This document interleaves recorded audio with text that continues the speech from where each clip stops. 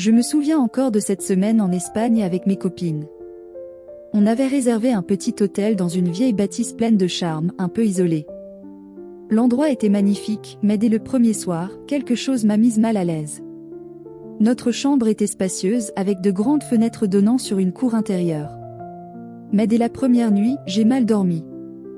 Pas à cause du bruit ou de la chaleur. Juste un malaise diffus, comme si on était observé. Le deuxième soir, ça a été pire. Vers 3 heures du matin, je me suis réveillée en sursaut. Une sensation étrange, une espèce de pression dans l'air. J'ai tourné la tête vers la fenêtre et là, j'ai vu une silhouette sur le balcon. Une femme, immobile, qui regardait à l'intérieur. J'ai figé. Mon cœur battait à tout rompre.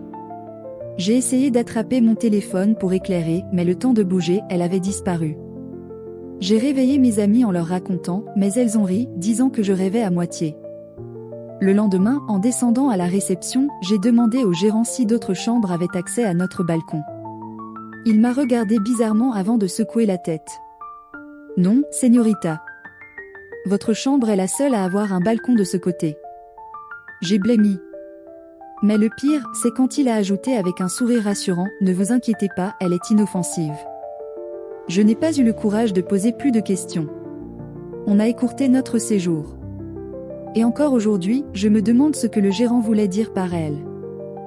Like, abonne-toi et écris ton histoire en commentaire, elle sera peut-être la prochaine vidéo.